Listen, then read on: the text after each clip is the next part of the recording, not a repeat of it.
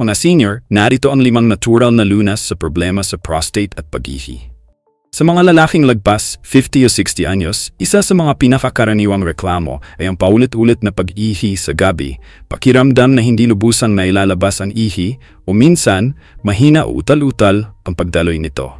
Lahat man ito ay posibleng senyales ng prostate enlargement o benign prostatic hyperplasia. Hindi ito cancer, pero kung hindi mapapansin at maagapan, pwedeng magdulot ng pananakit, urinary retention, at posibleng komplikasyon sa kidney. Isa sa pinaka-epektibo at suportado ng maraming pag-aaral ay ang pumpkin seeds o buto ng kalabasa. Maaring maliit at simple ito sa paningin, pero ang taglay nitong zinc at phytosterols ay malaki ang maitutulong sa prostate. Ang zinc ay isang mineral na kailangan ng katawan para mapanatili ang normal na function ng prostate gland. Kapag kulang ka sa zinc, mas mabilis lumaki ang prostate. Samantalang ang phytosterols ay tumutulong bawasan ang DHT o dihydrotestosterone, isang hormone na responsable sa paglaki ng prostate cells. Sa regular na pagkain ng isang dakot ng hilaw o lightly roasted na buto ng kalabasa araw-araw, maaari mong mapansin na mas humahaba ang pagitan ng pag-ihi mo, mas konti ang pressure sa pantog, at mas malakas ang daloy ng ihi. Sunod sa listahan ang tomatos o kamatis. Hindi lang ito pampasarap ng ulam, may taglay itong lycopene, isang potent antioxidant na kilala sa kakayahang protektahan ang prostate laban sa oxidative stress.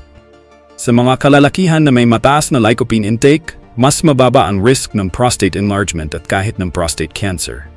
Ang mas interesting pa, mas mataas ang lycopene sa nilutong kamatis kaysa hilaw.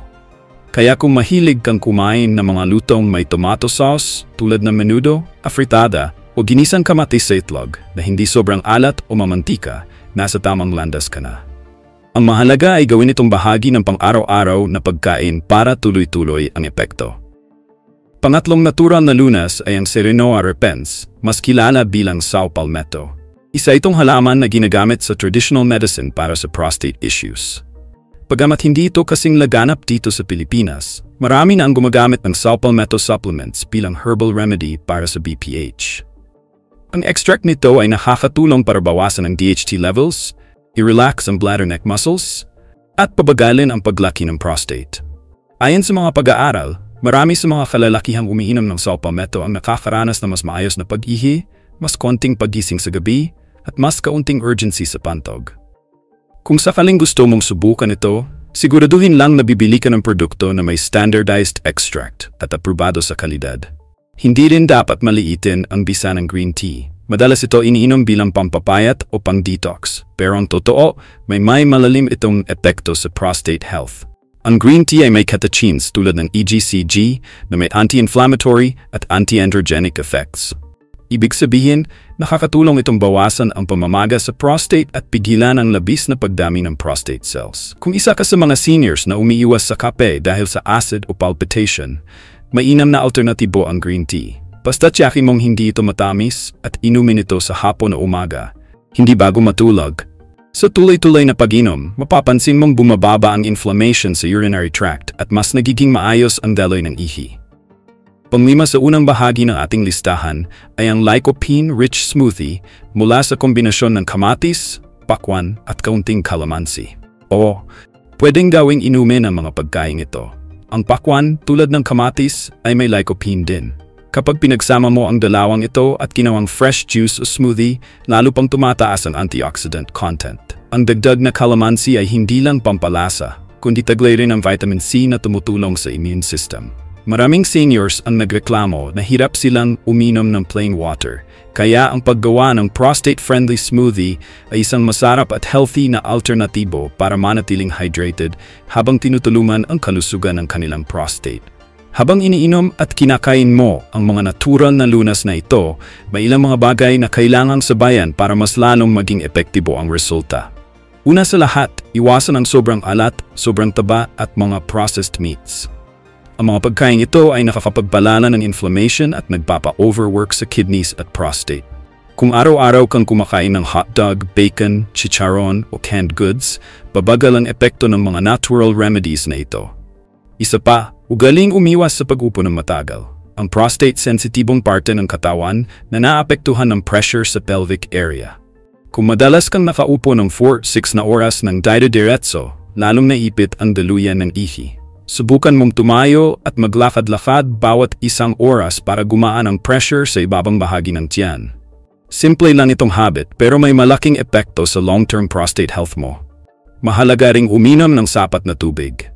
Ang pagkakaroon ng concentrated urine ay nakairita sa lining ng pantog at prostate. Kapag dehydrated ka, mas madalas kang maiihi, pero kaunti lang ang lumalabas dahil hindi buo ang filtration. Kaya kahit may prostate issues ka, hindi mo dapat iwasan ang tubig.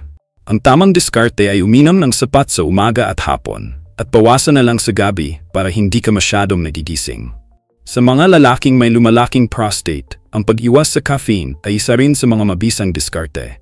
Hindi ito lunas mismo, pero malaking bahagi ito ng papapagaan ng sintomas. Ang caffeine mula sa kape, sokolat, soft drinks, at energy drinks ay may epekto sa bladder. Ito ay natural na diuretic, ibig sabihin, pinapabilis nito ang paggawa ng ihi. Para sa mga may BPH, ang sobrang pag-ihi ay hindi lang abala, madalas ay may kasamang discomfort, incomplete emptying, at minsan ay urgency o yung biglaang pakiramdam na kailangan mo ng umihi. Kung mapapansin mong mas madalas kang umiihi pagkatapos uminom ng kape, baka ito na ang senyales na oras ng maghanap ng alternatibong inumin tulad ng green tea o herbal teas gaya ng turmeric at chamomile. Ang tamang postura sa pag-upo at pag-ihi ay mahalaga rin.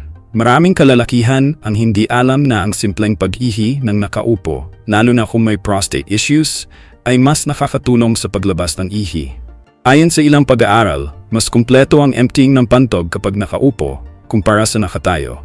Ito ay dahil mas relaxed ang pelvic muscles at mas madaling dumaloy ang ihi palabas. Kung palagi mong nararamdaman na parang may natitira pa, subukan mong upo habang umiihi at obserbahan kung may pagbabago sa pakiramdam ng pagkaubos ng laman ng pantog mo. Bukod sa mga nabanggit na natural na lunas, mahalaga ring banggitin ang papel ng physical activity. Hindi mo kailangang mag-gym o gumawa ng matinding ehersisyo. Ang 30 minutong paglalakad araw-araw ay sapat na para makatulong sa sirkulasyon ng dugo, pagbaba ng inflammation at pagpapababa ng timbang kung overweight ka. Ang mga lalaking may BPH at may sobrang timbang ay mas madalas nakararanas ng matinding sintomas. Ang pagbaba ng timbang kahit kaunti ay nakakatulong na sa pag-reduce ng pressure sa abdomen at mas gumagaan ang daloy ng ihi. Ang stress management ay isa pang mahalagang aspeto na hindi dapat balewalain. Ang chronic stress ay nagpapataas ng cortisol levels sa katawan. Isang hormone na kapag palaging mataas ay nagpapalala ng inflammation. Sa prostate, mas lalong umiinit ang lining ng tissue at mas mabilis itong lumalaki. Kaya para sa mga seniors na laging nag-aalala, hindi lang sa physical ang epekto kundi pati sa prostate health. Gumamit ka ng paraan para mag-relax sa gabi. Pwedeng breathing exercises, pakikinig ng classical music, aromatherapy, o simpleng pag-inom ng warm herbal tea. Ang layunin ay pababayin ang activity ng nervous system mo bago ka matulog. Kung ikaw ay umiinom ng maintenance, mainam ding ipaalam sa iyong doktor kung may plano kang uminom ng herbal supplements para sa prostate. Halimbawa, kung iniinom mo ang alpha blockers para sa pag-ihi, tapos sasabayan mo ng saupalmeto, pwedeng magdoble ang epekto at bumaba ang blood pressure. Kaya hindi masamang maging maingat. Huwag kang matakot magtanong sa doktor kung pwedeng pagsabayin ang natural remedies sa kasalukuyang gamot mo. May mga kaso rin ng seniors na nagsabing nakakatulong sa kanila ang pag-meditate bago matulog. Hindi ito tungkol sa relihiyon. Ito ay simpleng paraan ng pag-focus sa paghinga at pagbawas ng mental clutter. Kapag mas tahimik ang isip mo, mas hindi mo iniisip ang pag-ihi. Minsan kasi, akala mo kailangan mong umihi, pero dahil lang ito sa anxiety o conditioned habit ng katawan. Kapag relaxed ang utak mo, mas madalang ang false alarms na pakiramdam mong kailangan mong tumayo at mag-CR. Huwag mo ring kalimutan ang regular na pagbisita sa doktor, kahit pag gumagamit ka ng natural na paraan. Ang mga sintomas ng BPH ay kahawig minsan ng prostate cancer. Kaya kung nakakaranas ka ng biglaang pagbabago sa ihi, lalo na kung may dugo sa ihi, matinding pananakit, o hindi na makaihi kahit gustong-gusto mo na, dapat mo itong ipatingin agad.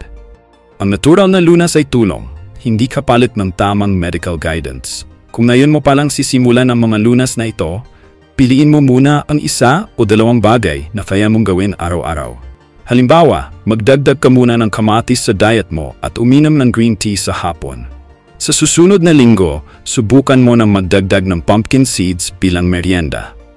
Kapag naging bahagi na ito ng araw-araw mo, hindi mo na kailangang pilitin ang sarili mo. Natural na itong magiging parte ng buhay mo. At kapag naramdaman mong lumuwag ang pag-ihi mo, mas malalim ang tulog mo sa gabi at mas konti ang discomfort sa bandang ibaba ng tiyan, mas lalo mong gugustuhin ituloy ang bagong routine na ito. Hindi porket matanda ka na ay kailangan mo nang tanggapin ang hirap sa pag-ihi bilang normal. Maraming paraan para maibsan ito at karamihan ay hindi magastos. Ang katawan mo ay may kakayahang gumaling at sumabay sa mga pagbabagong ginagawa mo, basta't tama ang direksyong tinatahak mo.